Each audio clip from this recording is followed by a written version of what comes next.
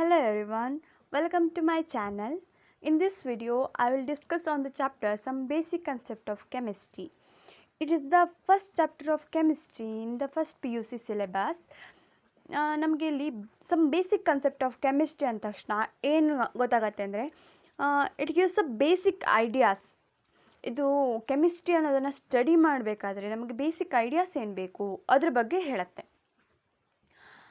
As we all know, chemistry is a branch of science which deals with the study of properties, structure, reactivity, and their characteristics of molecules, atoms, elements, compounds, etc. ಏನಂದರೆ chemistry ಅನ್ನೋದು ಒಂದು ಸೈನ್ಸಿನ branch. ಇದೇನರ ಬಗ್ಗೆ deal ಮಾಡುತ್ತೆ ಅಂದರೆ molecules, atoms, elements ಎಲ್ಲ ಇರುತ್ತಲ್ಲ, ಅದ್ರ structure ಬಗ್ಗೆ, ಅದರ ಪ್ರಾಪರ್ಟೀಸ್ ಬಗ್ಗೆ ಆಗಿರ್ಬೋದು, ಅದು ನೇಚರ್, ಅದು ಹೇಗೆ ರಿಯಾಕ್ಟ್ ಆಗುತ್ತೆ, ಇದ್ರ ಬಗ್ಗೆ ಎಲ್ಲ ಡೀಲ್ ಮಾಡುತ್ತೆ. So chemistry is an old tradition. ಮೊದಲಿಂದಾನೂ ಇತ್ತು. ಕೆಮಿಸ್ಟ್ರಿ ಅನ್ನೋದೊಂದು ಟ್ರೆಡಿಷನ್ ಏನಿತ್ತು ಅಂದರೆ ಮೊದಲಿಂದಾನೂ ಇತ್ತು. ಅವರು ನಮ್ಮ ಆ್ಯನ್ಸಿಸ್ಟರ್ಸು ಇದ್ರ ಟ್ರೆಡಿಷನ್ ಬಗ್ಗೆ ಗೊತ್ತಿತ್ತು ಅವರಿಗೆ. ಕೆಮಿಸ್ಟ್ರಿ ಅನ್ನೋದು ಈ ಮಾಲಿಕ್ಯೂಲ್ಸ್ ಬಗ್ಗೆ ಆಗಿರ್ಬೋದು, ಆಟಮ್ಸ್ ಬಗ್ಗೆ ಆಗಿರ್ಬೋದು ಎಲ್ಲ ಗೊತ್ತಿತ್ತು ಅವರಿಗೆ. ಸೊ 1600 CE ಅಲ್ಲಿ ಈ ಕೆಮಿಸ್ಟ್ರಿ ಅನ್ನೋದು ಅಲ್ಕೆಮಿ ಮತ್ತು ಇಟ್ರೋಕೆಮಿಸ್ಟ್ರಿ ಆಗಿ ಡೆವಲಪ್ ಆಗಿತ್ತು.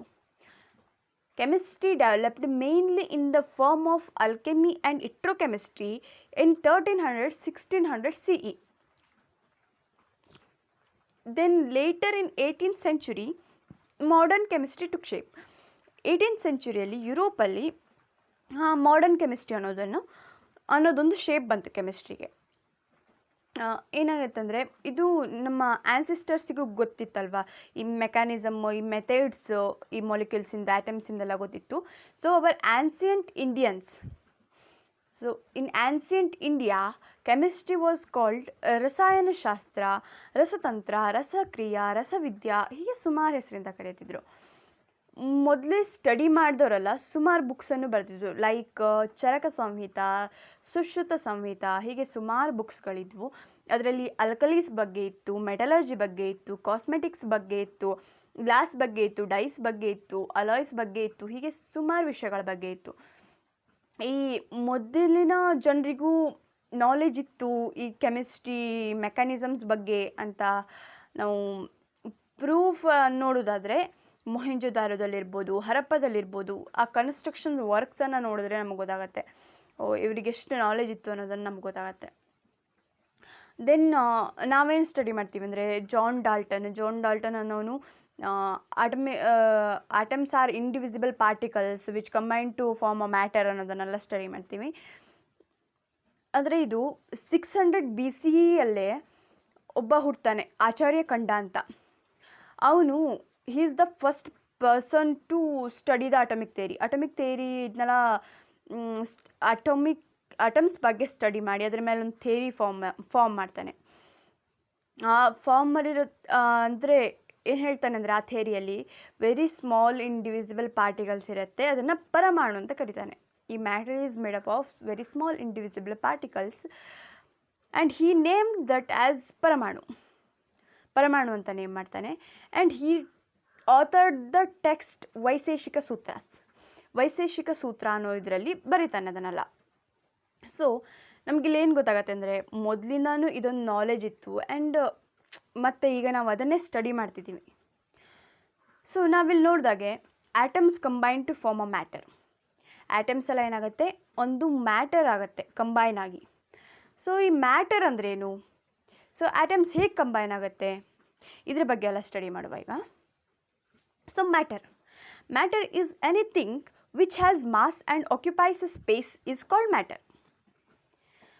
ಸೊ ಏನೋ ಒಂದಲ್ಲಿ ಅದಕ್ಕೆ ಮಾಸ್ ಇದೆ ಮತ್ತು ಅದೊಂದು ಜಾಗನ ಕವರ್ ಮಾಡುತ್ತೆ, ಒಂದು ಸ್ವಲ್ಪ ಜಾಗನ ಅದು ಕವರ್ ಮಾಡುತ್ತೆ ಅಂತಂದರೆ ಅದಕ್ಕೆ ಮ್ಯಾಟರ್ ಅಂತ ಹೇಳ್ತಾರೆ. So anything which has mass and occupies a space is called matter. ಈ ಮ್ಯಾಟರ್ ಅನ್ನೋದಕ್ಕೆ ಎಕ್ಸಾಂಪಲ್ಲು ಈಗ ಪೆನ್ ಇರ್ಬೋದು, ಬುಕ್ ಇರ್ಬೋದು, ಮತ್ತು ನಾವು ಹ್ಯೂಮನ್ ಬೀಯಿಂಗ್ಸು, ಎನಿಮಲ್ಸು, ಹೀಗೆ ಏನೇನು ನಮಗೆ ಕಾಣುತ್ತೆ ಅದೆಲ್ಲ ಮ್ಯಾಟರೇ. ಯಾವುದು ಮಾಸ್ ಇದೆ ಆ್ಯಂಡ್ ವಿ ಆಕ್ಯುಪೈ ಸ್ಪೇಸನ್ನು ಆಕ್ಯುಪೈ ಮಾಡ್ತೀವಿ ಒಂದಿಷ್ಟು ಜಾಗನ. ಆ್ಯಂಡ್ ಈಗ ಮ್ಯಾಟರ್ ಅಂದ ತಕ್ಷಣ ಅದು ಒಂದೇ ಸ್ಟೇಟಲ್ಲಿರಲ್ಲ. It can exist in solid, liquid, gaseous state. So ಈ 3 ಸ್ಟೇಟಲ್ಲೂ ಎಕ್ಸಿಸ್ಟ್ ಆಗ್ಬೋದು. ಫಸ್ಟ್ ಸಾಲಿಡ್ ನೋಡುವ. Let us see one by one. Solid particles are very close to each other. ನೋಡಿ ಇಲ್ಲಿ ಸಾಲಿಡ್ ಪಾರ್ಟಿಕಲ್ಸ್ ಇದು. ಬ್ಲೂ ಬಾಲ್ಸ್ ಎಲ್ಲ ಸಾಲಿಡ್ ಪಾರ್ಟಿಕಲ್ಸು.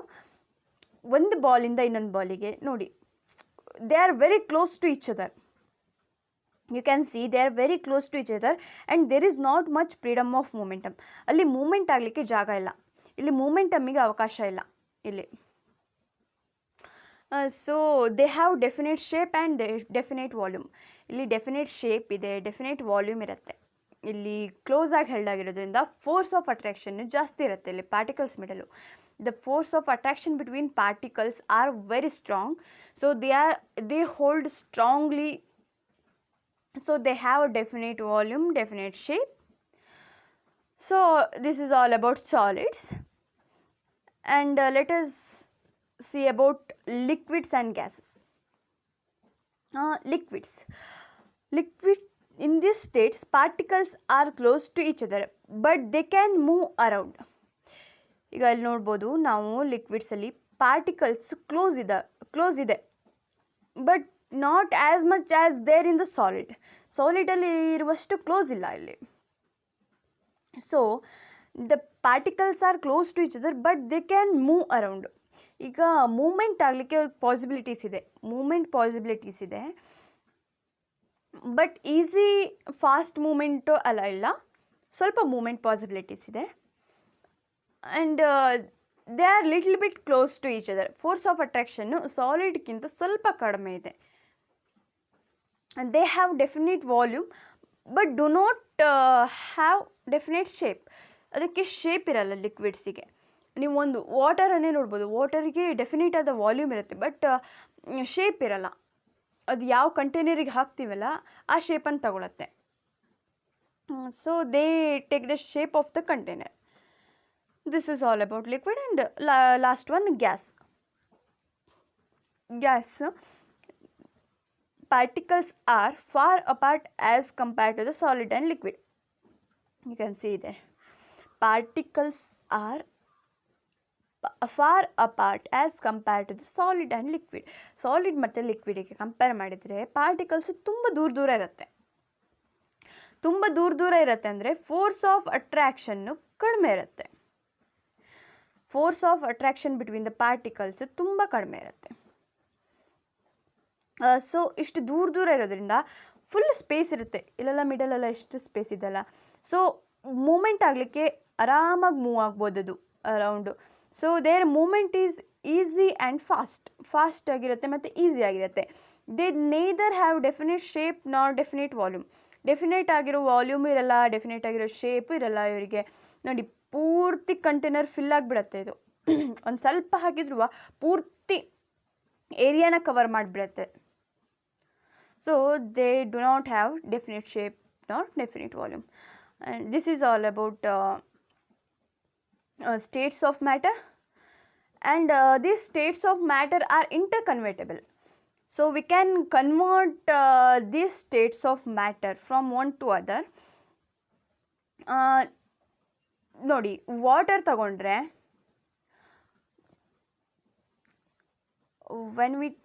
ವಾಟರ್ ತಗೊಳ್ರಿ ಅಂತ ತಿಳ್ಕೊಳ್ಳಿ. ವಾಟರ್ ತಗೊಳ್ತೀರಾ, ಇದನ್ನು ಹೀಟ್ ಮಾಡಿದರೆ ನಮಗೆ ಗ್ಯಾಸ್ ಸಿಗತ್ತೆ. we get gas vapors. if we cool ಮಾಡಿದರೆ ನಮಗಿಲ್ಲಿ ಐಸ್ ಸಿಗತ್ತೆ. ರೈಟ್, ಐಸ್ ಸಿಗುತ್ತೆ. ವಾಟರನ್ನು ಕೂಲ್ ಮಾಡಿದಾಗ ನಮಗೆ ಐಸ್ ಸಿಗುತ್ತೆ, ಹೀಟ್ ಮಾಡಿದಾಗ ಗ್ಯಾಸ್ ಸಿಗುತ್ತೆ.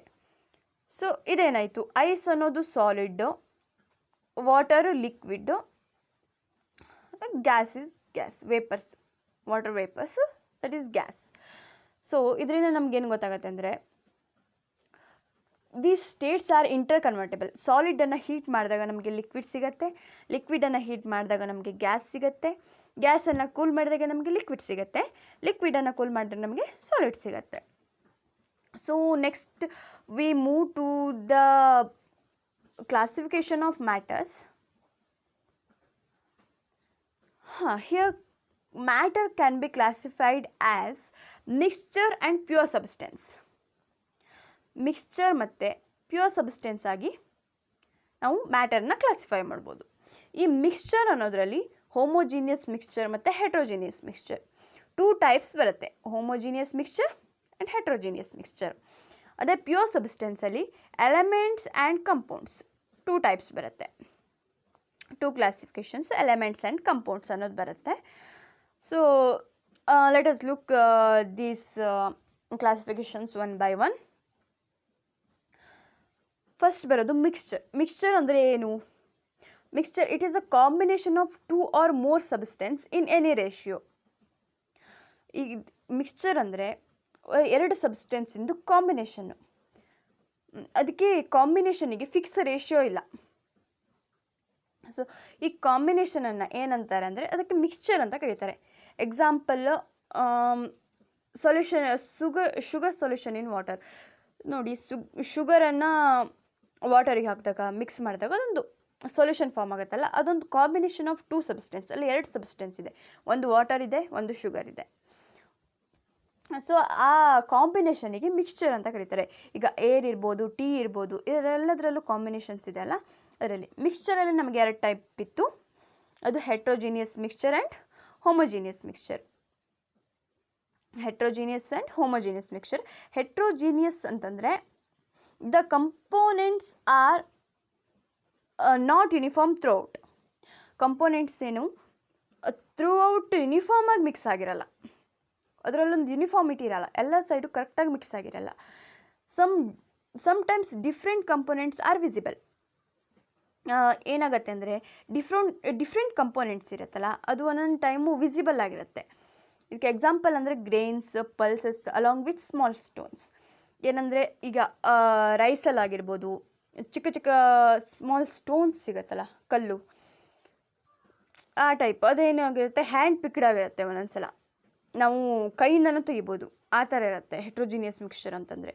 ಅಲ್ಲಿ ಯೂನಿಫಾರ್ಮ್ ಮಿಕ್ಸಿಂಗ್ ಇರಲ್ಲ. ಅದೇ ಹೋಮೋಜಿನಿಯಸ್ ಮಿಕ್ಸ್ಚರ್ ಅಂತಂದರೆ in this components completely mix with each other. ಇದರಲ್ಲಿ ಏನಾಗುತ್ತೆ ಅಂದರೆ ಕಂಪೋನೆಂಟ್ಸು ಕರೆಕ್ಟಾಗಿ ಮಿಕ್ಸ್ ಆಗಿಬಿಡತ್ತೆ. ನಮಗಲ್ಲಿ ಕೈಯಿಂದ ತೆಗಿಲಿಕ್ಕೆ ಬರಲ್ಲ, ನಮಗೆ ಕಣ್ಣಿಗೆ ವಿಸಿಬಲ್ ಆಗಿರಲ್ಲ ಇಲ್ಲಿ ಎಷ್ಟು ಕಂಪೋನೆಂಟ್ಸ್ ಇದೆ ಅನ್ನೋದು. ಆ ಥರ ಇರೋದಕ್ಕೆ ಹೋಮೋಜಿನಿಯಸ್ ಅಂತ ಹೇಳ್ತಾರೆ. ಹೋಮೋಜಿನಿಯಸ್ಸಿಗೆ example sugar solution and air. ಈಗ ನಾವು ಶುಗರ್ ಸೊಲ್ಯೂಷನಲ್ಲಿ ನೋಡ್ಬೋದು, ವಾಟರಲ್ಲಿ ಸಕ್ಕರೆ ಹಾಕಿದಾಗ ಮಿಕ್ಸ್ ಮಾಡಿದಾಗ ನಮಗಲ್ಲಿ ಸಪ್ರೇಟಾಗಿ ಕಾಣಲ್ಲ, ಇಲ್ಲಿ ಸಕ್ಕರೆ ಇದೆ, ಇಲ್ಲಿ ವಾಟರ್ ಇದೆ ಅನ್ನೋದು. ಸೊ ಆ ಟೈಪ್ ಮಿಕ್ಸ್ಚರ್ಸಿಗೆ ಹೋಮೋಜಿನಿಯಸ್ ಮಿಕ್ಸ್ಚರ್ ಅಂತ ಹೇಳ್ತಾರೆ. ಮತ್ತಿನ್ನೇನೆಂದರೆ ಮಿಕ್ಸ್ಚರ್ಸಲ್ಲಿ 2 ಸಬ್ಸ್ಟೆನ್ಸ್ ಇರೋದನ್ನು ನಾವು ಫಿಸಿಕಲ್ ಮೆಥಡ್ಸಿಂದ ಸಪ್ರೇಟ್ ಮಾಡ್ಬೋದು. Like hand picking is one method and crystal diffraction, all this distillations method. We can use any method, physical methods to separate them. Then comes another classification, that is pure substance. Pure substance, constituent particles of pure substance have fixed ratio. ನಾವು ಮಿಕ್ಸ್ಚರಲ್ಲಿ ಏನಂತ ಓದಿದ್ವಿ, constituent particles of pure ಏನಾಗಿರುತ್ತೆ, 2 substance ಯಾವುದೋ ಒಂದು ರೇಷ್ಯೋದಲ್ಲಿ mix ಆಗಿರುತ್ತೆ. But ಇಲ್ಲಿ pure ಸಬ್ಸ್ಟೆನ್ಸಲ್ಲಿ ಹಾಗಲ್ಲ, fix ರೇಷ್ಯೋದಲ್ಲಿ mix ಆಗಿರುತ್ತೆ. ಅದು constituent particles of a pure substance, ಒಂದು ಸಬ್ಸ್ಟೆನ್ಸಲ್ಲಿರೋ ಕಾನ್ಸ್ಟಿಟ್ಯೂಯೆಂಟ್ ಪಾರ್ಟಿಕಲ್ಸ್ ಫಿಕ್ಸ್ ರೇಷ್ಯೋದಲ್ಲಿ ಮಿಕ್ಸ್ ಆಗಿರುತ್ತೆ, ಅದಕ್ಕೆ ಪ್ಯೂರ್ ಸಬ್ಸ್ಟೆನ್ಸ್ ಅಂತ ಹೇಳ್ತೀವಿ. ಎಕ್ಸಾಂಪಲ್ಲು ಗೋಲ್ಡ್ ಮತ್ತು ವಾಟರ್. ಇದಕ್ಕೆ ಎಕ್ಸಾಂಪಲ್ಲು. ಸೊ ವಾಟರಲ್ಲೇ ನೋಡಿ, ಫಿಕ್ಸ್ ರೇಷ್ಯೋದಲ್ಲಿ ಇದು ಕಂಬೈನ್ ಹಾಕ್ಕೊಂಡಿದೆ, ಅದಕ್ಕೆ ಬೇರೆ ಸೈಡಿಗೆ ಹೋದರೆ ವಾಟರ್ ಅಂದರೆ ಬೇರೆ ಫಾರ್ಮಲ್ಲಿರುತ್ತೆ ಅಂತೆಲ್ಲ ಹೇಳೋಕ್ಕಾಗಲ್ಲ, ಫಿಕ್ಸ್ ರೇಷ್ಯೋ ಇರುತ್ತೆ. ಇದರಲ್ಲಿ ಎಲಿಮೆಂಟ್ಸ್ ಮತ್ತು ಕಂಪೌಂಡ್ಸ್ 2 ಟೈಪ್ ಬರುತ್ತೆ. Elements, this consist only 1 type of items. ಈ ಎಲಿಮೆಂಟ್ಸ್ ಅಂತಂದರೆ ಓನ್ಲಿ 1 ಟೈಪ್ ಆಫ್ ಐಟಮ್ಸ್ ಇರುತ್ತೆ. ಎಕ್ಸಾಂಪಲ್ ಆಕ್ಸಿಜನ್ ನೋಡಿ, ಆಕ್ಸಿಜನ್ 2 ಆಕ್ಸಿಜನ್ನೇ, ಬೇರೆ ಐಟಮ್ಸ್ ಎಲ್ಲೂ ಇಲ್ಲ. 2 oxygen atoms combined to form a oxygen molecule ಆಗುತ್ತೆ, ಆಕ್ಸಿಜನ್ ಮಾಲಿಕ್ಯೂಲ್ ಆಗುತ್ತೆ ಇದು. ಆದರೆ ಕಂಪೌಂಡ್ಸಲ್ಲಿ ನೋಡುವ, compounds consist different type of atoms but cannot be separated by physical methods. ಈ compounds consist different type of atoms but cannot be separated by physical method. ಈಗ ಕಂಪೌಂಡ್ಸಲ್ಲಿ ಏನಾಗಿರುತ್ತೆ ಅಂದರೆ ಡಿಫ್ರೆಂಟ್ ಟೈಪ್ ಆಫ್ ಆಟಮ್ಸ್ ಇರುತ್ತೆ, ಬಟ್ ಅದು physical ಮೆಥಡಲ್ಲಿ separate ಮಾಡ್ಲಿಕ್ಕೆ ಬರಲ್ಲ. ಈಗ ಮಿಕ್ಸ್ಚರ್ಸಿಗೆ ಯೂಸ್ ಮಾಡ್ದಂಗೆ ಡಿಸ್ಟಿಲೇಷನ್ ಆಗಲಿ, ಹ್ಯಾಂಡ್ ಪಿಕ್ ಆಗಿರ್ಬೋದು, ಈ ಥರ ಮೆಥಡ್ಸಿಂದಲ್ಲ ನಾವು ಸಪ್ರೇಟ್ ಮಾಡ್ಲಿಕ್ಕೆ ಬರಲ್ಲ. ಎಕ್ಸಾಂಪಲ್ ಕಾರ್ಬನ್ ಡೈಆಕ್ಸೈಡ್ ನೋಡ್ಬೋದು, ಇಲ್ಲಿ ಮಿಡಲ್ ಕಾರ್ಬನ್ ಇದೆ, ಈ ಸೈಡ್ ಆಕ್ಸಿಜನ್, ಈ ಸೈಡ್ ಆಕ್ಸಿಜನ್. ಇದೆಲ್ಲ ಡಿಫ್ರೆಂಟ್ ಆಟಮ್ಸು. ಆಕ್ಸಿಜನ್ ಬೇರೆ ಆಟಮು, ಕಾರ್ಬನ್ ಬೇರೆ atom, 2 different atoms combined in a fixed ratio. ಈಗ ನೋಡಿ, ಕಾರ್ಬನ್ ಅಂದ ತಕ್ಷಣ CO2ನೇ ಇರುತ್ತೆ ಎಲ್ಲ ಸೈಡು, ಅದು ಮತ್ತೆ ಚೇಂಜ್ ಆಗಲ್ಲ, ಈ ರೇಷಿಯೋ ಚೇಂಜ್ ಆಗಲ್ಲ. ಅದೇ ವಾಟರ್ ಇರ್ಬೋದು, ವಾಟರ್ ನೋಡಿದರೆ 1 ಆಕ್ಸಿಜನ್ ಇದೆ, 2 ಹೈಡ್ರೋಜನ್ ಇದೆ, ಈ ರೇಷಿಯೋ ಯಾವತ್ತೂ ಚೇಂಜ್ ಆಗಲ್ಲ, ಡಿಫ್ರೆಂಟ್ ಆಟಮ್ಸ್ ಇರುತ್ತೆ. ಆ್ಯಂಡ್ ನಾವು ವಾಟರಿಂದ ಹೈಡ್ರೋಜನ್ ಮತ್ತು ಆಕ್ಸಿಜನನ್ನು ಸಪ್ರೇಟ್ ಮಾಡಲಿಕ್ಕಾಗಲ್ಲ ಫಿಸಿಕಲ್ ಮೆಥಡಲ್ಲಿ. So this is all about classification of matter. So then let us move to the properties of matter and their measurement. Let us look into their properties. What are their properties? So properties ಅಂದ ತಕ್ಷಣ ಏನಾಗುತ್ತೆ, 2 type of property ಬರುತ್ತೆ. One is physical property and another one is chemical property. ಅಲ್ಲ, physical property ಅಂದರೆ properties which can be observed or measured without changing the identity or the composition of the substance. ಈ physical property ಅಂದರೆ ಏನಂದರೆ ಅದನ್ನು observe ಮಾಡಬೇಕಾದ್ರೆ ಅಥವಾ measure ಮಾಡಬೇಕಾದ್ರೆ ನಾವು ಅದರ ಐಡೆಂಟಿಟಿ ಚೇಂಜ್ ಮಾಡಬೇಕನ್ನೋ ನೆಸೆಸಿಟಿ ಇಲ್ಲ. ಐಡೆಂಟಿಟಿ ಚೇಂಜ್ ಮಾಡದೆ ನಾವು ಅದರ ಅಬ್ಸರ್ವ್ ಮಾಡ್ಬೋದು, ಮೆಷರ್ ಮಾಡ್ಬೋದು. ಇದನ್ನು ಎಕ್ಸಾಂಪಲ್ ಏನಂದರೆ colour, order, melting point, boiling point, density, ಇದೆಲ್ಲ ನೋಡಿ. ಕಲರ್ ಅಂದ ತಕ್ಷಣ ನಮ್ಗೆ ನೋಡಿದ ತಕ್ಷಣ ಗೊತ್ತಾಗುತ್ತೆ. ಇದನ್ನ ಅದರ ಐಡೆಂಟಿಟಿ ಚೇಂಜ್ ಮಾಡಬೇಕು ಅಥವಾ ಕಂಪೋಸಿಷನ್ ಚೇಂಜ್ ಮಾಡಬೇಕು ಅದರದ್ದು ಅನ್ನೋದು ನೆಸೆಸಿಟಿ ಇರಲ್ಲ. ಆರ್ಡರು ಹಾಗೆ, ಮೆಲ್ಟಿಂಗ್ ಪಾಯಿಂಟ್ ಹಾಗೆ, ಬಾಯ್ಲಿಂಗ್ ಪಾಯಿಂಟು ಹಾಗೆ, ಡೆನ್ಸಿಟಿನೂ ಹಾಗೆ. ಅದೇ ಕೆಮಿಕಲ್ ಪ್ರಾಪರ್ಟೀಸ್ ಅಂತಂದರೆ the measurement or the observation of these properties require a chemical change to occur. ಈ ಪ್ರಾಪರ್ಟೀಸನ್ನು ನಾವು ಅಬ್ಸರ್ವ್ ಮಾಡಬೇಕಂದ್ರೆ ಕೆಮಿಕಲ್ ಚೇಂಜ್ ಆಗಬೇಕು ಅಲ್ಲೊಂದು, otherwise we cannot observe that. ಈಗ ನಮಗೆ ಅದರಲ್ಲಿರೋ ಒಂದು ಮೊಲಿಕ್ಯೂಲ್ ಇದೆ ಅಪ್ಪ, ಜಸ್ಟ್ ಎಂಡ್ ಅಂತ ತಗೊಳ್ಳಿ, H2O ಅಂತಲೇ ತಗೊಳ್ಳಿ. H2O ಕಲರೆಲ್ಲ ಹಾಗೆ ನಾವು ನೋಡ್ಬಿಟ್ಟು ಹೇಳ್ಬಿಡ್ಬೋದು, ಅದೆಲ್ಲ ಫಿಸಿಕಲ್ ಪ್ರಾಪರ್ಟೀಸ್ ಆಗುತ್ತೆ. ಈಗ ಇದ್ರದ್ದು ನಮಗೆ ಕಂಪೋಸಿಷನ್ ಬೇಕು. ಈಗ ಹೈಡ್ರೋಜನ್ ಎಷ್ಟಿದೆ, ಆಕ್ಸಿಜನ್ ಇದೆ ಎಷ್ಟಿದೆ, ಯಾವ್ಯಾವ ಆಟಮ್ಸ್ ಇದೆ ಅನ್ನೋದೆಲ್ಲ ಬೇಕಂತಂದರೆ ನಮಗೆ ಹಾಗೆ ನೋಡಿದ ತಕ್ಷಣ ಗೊತ್ತಾಗಲ್ಲ. ಇಲ್ಲೊಂದು ಕೆಮಿಕಲ್ ರಿಯಾಕ್ಷನ್ ಆಗಲೇಬೇಕು. ಇಲ್ಲಿ ಹೈಡ್ರೋಜನ್ ಇದೆ ಅಂತ ಹೇಳಲಿಕ್ಕೆ ನಮಗೊಂದು ಕೆಮಿಕಲ್ ರಿಯಾಕ್ಷನ್ ಆಗಬೇಕು. ಹೀಗೆ ಆ ಕಂಪೋಸಿಷನ್ನು, ರೇಷಿಯೋ ಎಲ್ಲ ಗೊತ್ತಾಗಬೇಕಂದ್ರೆ ನಮಗೆ ಕೆಮಿಕಲ್ ಪ್ರಾಪರ್ಟೀಸ್, ಇಲ್ಲಿ ಕೆಮಿಕಲ್ ಚೇಂಜ್ ಆಗಬೇಕು. ಇದನ್ನೆಲ್ಲ ಕೆಮಿಕಲ್ ಪ್ರಾಪರ್ಟೀಸ್ ಅಂತ ಹೇಳ್ತಾರೆ. ಕಂಪೋಸಿಷನ್ ಆಗಿರ್ಬೋದು, ಕಂಬಸ್ಟಬಿಲಿಟಿ ಆಗಿರ್ಬೋದು, reactivity with acid and base etcetera are chemical properties. Then let us look into the measurement of the physical properties. Physical properties ಅನ್ನು ನಾವು ಹೇಗೆ ಮೆಷರ್ ಮಾಡ್ಬೋದು ಅನ್ನೋದನ್ನು ನೋಡುವ. Any quantitative observation or measurement is represented by a number followed by a unit in which it is measured. ಒಂದು ಮೆಷರ್ಮೆಂಟನ್ನು ನಾವು ಹೇಗೆ represent ಮಾಡ್ತೀವಿ ಅಂತಂದರೆ, ಒಂದು ನಂಬರ್ ಇರುತ್ತೆ, ನಂಬರಿಂದ ಒಂದು ಯೂನಿಟ್ ಫಾಲೋ ಮಾಡ್ಕೊಬರುತ್ತೆ ನಂಬರನ್ನು. ಈಗ ಎಕ್ಸಾಂಪಲ್ ಇಲ್ಲಿ ಕೊಟ್ಟಿದ್ದಾರೆ, length of the room 6 meter ಅಂತ. ಈಗ ಇಲ್ಲಿ 6 ಅನ್ನೋದೊಂದು number, 6 is a number and m is the unit in which it is measured. M ಅನ್ನೋದು ಮೀಟರ್. ಒಂದು ಮೀಟರ್ ಸ್ಕೇಲ್ ತಗೊಂಡು ಮೆಷರ್ ಮಾಡಿದಾಗ 6 ಅಂತ ಸಿಗುತ್ತೆ. ಅದು ಮೀಟರ್ ಸ್ಕೇಲ್ ಆಗಿರೋದಕ್ಕೆ ಎಮ್ ಅಂತ ಹಾಕ್ತಾರೆ. ಅದು ಯಾವ ಯೂನಿಟ್ ಇದೆ ಅದನ್ನ ಹಾಕ್ತಾರೆ. First earlier English system and metric system were being used. ಮೊದಲೆಲ್ಲ ಸುಮಾರು ಸಿಸ್ಟಮ್ ಬಂದಿತ್ತು, ಆಮೇಲೆ ನಂತರದಲ್ಲಿ ಏನು ಮಾಡಿದ್ರು, ಇಂಗ್ಲೀಷ್ ಸಿಸ್ಟಮು ಮೆಟ್ರಿಕ್ ಸಿಸ್ಟಮನ್ನು ಯೂಸ್ ಮಾಡಿದ್ರು. ಅದು ಕನ್ವೀನಿಯೆಂಟ್ ಆಗಿಲ್ಲ. So at last the international system of units, SI ಯೂನಿಟ್ಸನ್ನು ಯೂಸ್ ಮಾಡಿ ಸ್ಟಾರ್ಟ್ ಮಾಡ್ತಾರೆ. System was established by 11th General Conference on Weights and Measures. 11th general conference on weights and measures ಇದರಲ್ಲಿ ಇದನ್ನ establish ಮಾಡ್ತಾರೆ SI ಯೂನಿಟ್ಸನ್ನು. This system has 7 base units. ಈ ಸಿಸ್ಟಮಲ್ಲಿ ಏನಿರುತ್ತೆ ಅಂದರೆ 7 ಬೇಸ್ ಯೂನಿಟ್ಸನ್ನು ಮಾಡ್ತಾರೆ. ಈ 7 ಬೇಸ್ ಯೂನಿಟ್ಸನ್ನು ಏನಂತ ಕರೀತಾರೆ ಅಂದರೆ ಫಂಡಮೆಂಟಲ್ ಯೂನಿಟ್ಸ್. ಆಲ್ ದಿಸ್ 7 ಬೇಸನ್ನು ಫಂಡಮೆಂಟಲ್ ಯೂನಿಟ್ಸ್ ಅಂತ ಕರೀತಾರೆ. ಫಂಡಮೆಂಟಲ್ ಯೂನಿಟ್ಸ್ ಹಾಗಿದ್ರೆ ಯಾವುದು? Length, mass, time, electric current, thermodynamic temperature, amount of substance, luminous intensity, ಇವೆಲ್ಲ ಫಂಡಮೆಂಟಲ್ ಯೂನಿಟ್ಸ್. ಸೊ ಉಳಿದಿದ್ದೇನಿರ್ಬೋದು, ಉಳಿದಿದ್ದು ಡೆನ್ಸಿಟಿದಾಗಿರ್ಬೋದು, ವಾಲ್ಯೂಮಿಂದಾಗಿರ್ಬೋದು, ಅಥವಾ ನೆಕ್ಸ್ಟ್ ಹೇಳೋದಾದರೆ ರೆಸಿಸ್ಟೆನ್ಸು, ಈ ಟೈಪಿಂದೆಲ್ಲ ಏನದು ಅಂದರೆ ಡಿರೈವ್ಡ್ ಯೂನಿಟ್ಸ್. ಇದನ್ನೆಲ್ಲ ಡಿರೈವ್ ಮಾಡ್ತಾರೆ. ಈ ಫಂಡಮೆಂಟಲ್ ಯೂನಿಟ್ಸನ್ನು ಯೂಸ್ ಮಾಡಿ ಅದನ್ನೆಲ್ಲ ಡಿರೈವ್ ಮಾಡೋದಕ್ಕೆ ಡಿರೈವ್ಡ್ ಯೂನಿಟ್ಸ್ ಅಂತ ಹೇಳ್ತಾರೆ.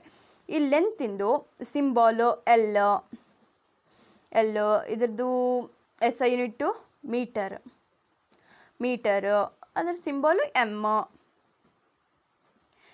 ಹೀಗೆ ಇದರದ್ದೆಲ್ಲರದ್ದು ಕೊಟ್ಟಿದ್ದು. ಮ್ಯಾಸಿಂದು ಸಿಂಬಾಲು ಎಮ್, ಅದರದ್ದು SI unit kilogram, SI unit symbol kg, ಟೈಮ್ದು T ಸಿಂಬಾಲು, ಮತ್ತು SI unit second, SI unit symbol S. Electric current I, ಎಲೆಕ್ಟ್ರಿಕ್ ಕರೆಂಟಿನ ಸಿಂಬಾಲು I, ಅದರದ್ದು SI unit ampere, SI unit symbol A.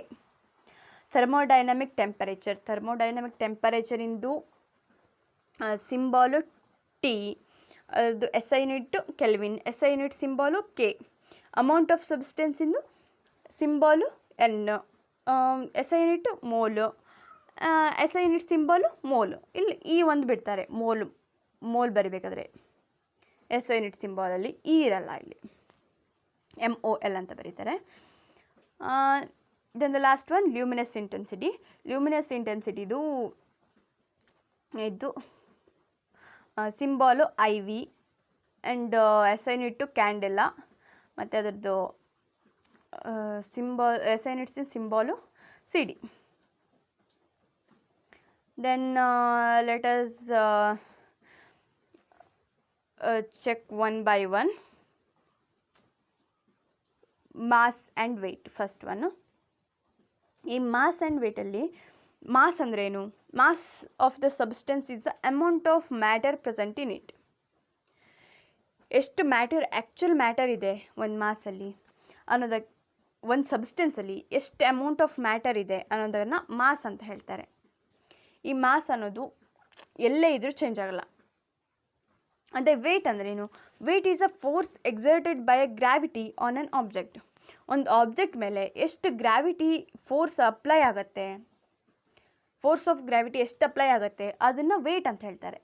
ಈ ಏನಾಗುತ್ತೆ ಅಂದರೆ ಈ ವೇಟ್ ಅನ್ನೋದು ಚೇಂಜ್ ಆಗುತ್ತೆ ವಿತ್ ಗ್ರಾವಿಟಿ ಜೊತೆ ಈ ವೇಟ್ ಅನ್ನೋದು ಚೇಂಜ್ ಆಗುತ್ತೆ place to place. But mass is eternal, ಎಲ್ಲ ಸೈಡು ಸೇಮ್ ಇರುತ್ತೆ. ಈ ಮಾಸಿಂದು SI ಯೂನಿಟ್ ಏನಂದರೆ ಕಿಲೋಗ್ರಾಮ್. ನಾವಲ್ಲಿ ನೋಡಿದ್ವಲ್ಲ SI ಯೂನಿಟ್ಟು ಕಿಲೋಗ್ರಾಮ್ ಅಂತ ಮಾಸ್ದು. ಅದೇ ಪ್ರಕಾರ kilogram, 1 kilogram is equal to 1000 gram.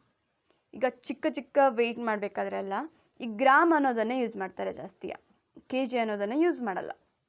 ಯಾಕೆಂದರೆ kg ಅನ್ನೋದು ತುಂಬ ದೊಡ್ಡ ಅಮೌಂಟ್ ಆಗುತ್ತೆ. ಸೊ ಗ್ರಾಮನ್ನು ಯೂಸ್ ಮಾಡ್ತಾರೆ. G ಅಂದರೆ gram. 1 kg is equal to 1000 gram.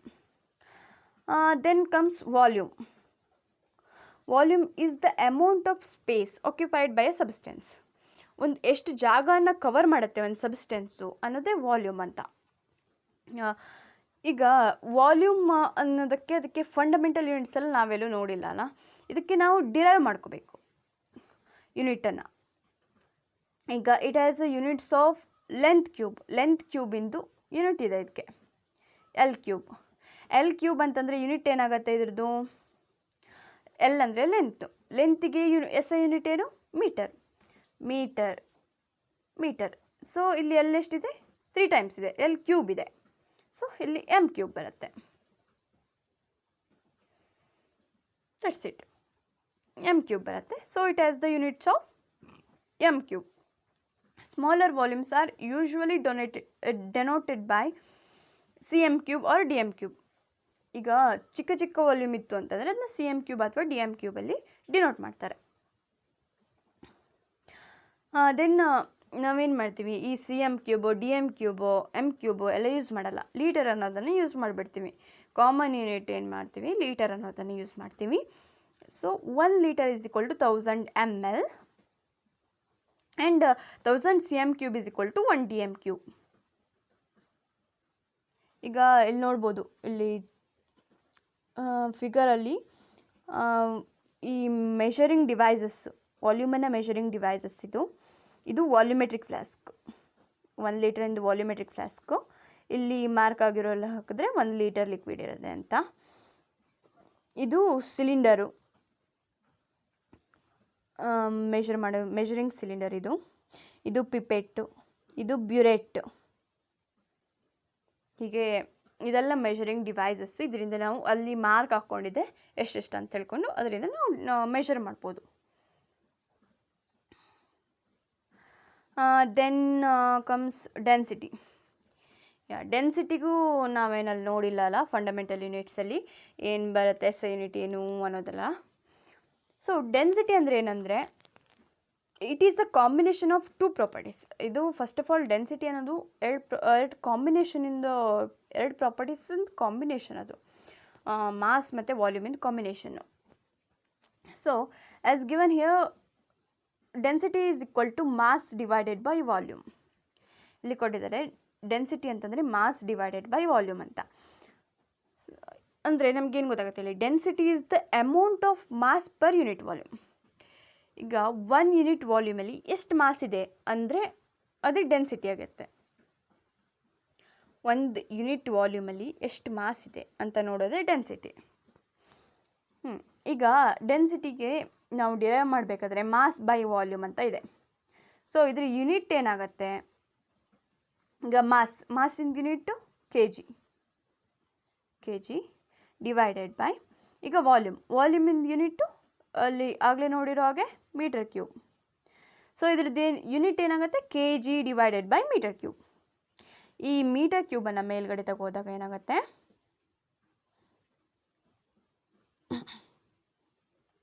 ಈ ಮೀಟರ್ ಕ್ಯೂಬನ್ನು ಮೇಲ್ಗಡೆ ತಗೋದಾಗ m⁻³ ಅಲ್ಲ, ಕೆ ಜಿ m⁻³ ಆಗುತ್ತೆ. ಇದು ಡೆನ್ಸಿಟಿ ಯೂನಿಟ್ ಆಗುತ್ತೆ.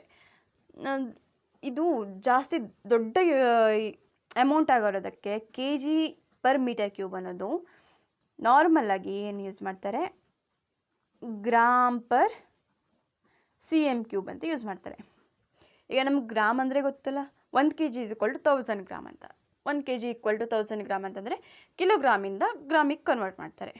ಈಗ cm³ ಗೊತ್ತು, ಮೀಟರ್ ಕ್ಯೂಬಿಂದ cm³ ಹೆಂಗೆ ಕನ್ವರ್ಟ್ ಮಾಡೋದು ಅಂತ, ಅದನ್ನು ಕನ್ವರ್ಟ್ ಮಾಡ್ತಾರೆ. Then comes temperature. ಟೆಂಪರೇಚರಲ್ಲಿ ಏನಿದೆ ಅಂದರೆ, ನಮಗೆ 3 ಕಾಮನ್ ಸ್ಕೇಲ್ಸ್ ಸಿಗುತ್ತೆ ನಮಗೆ ಮೆಷರ್ ಮಾಡಲಿಕ್ಕೆ. ಸೊ ಇಲ್ಲಿ ಸೈಡಿಗೆ ಕೊಟ್ಟಿರೋದೆಲ್ಲ ಇದು ಥರ್ಮೋಮೀಟರ್ ಅಂತಂದರೆ ಏನು ಅಂದರೆ, ಥರ್ಮೋಮೀಟರ್ ಅಂದರೆ it is a device which measures the ಟೆಂಪರೇಚರನ್ನು ಮೆಷರ್ ಮಾಡುವಂಥ ಡಿವೈಸ್ಗೆ ಥರ್ಮೋಮೀಟರ್ ಅಂತ ಹೇಳ್ತಾರೆ.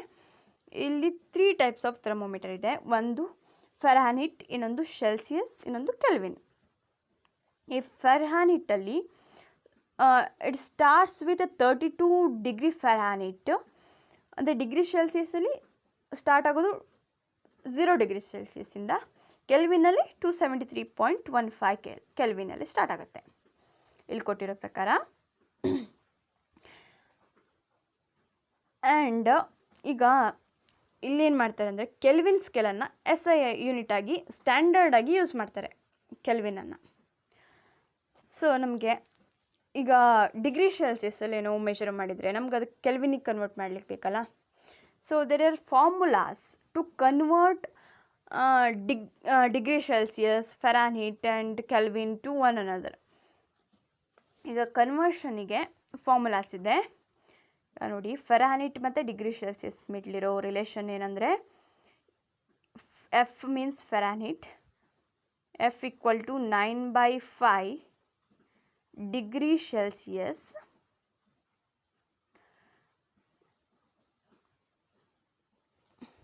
F equal to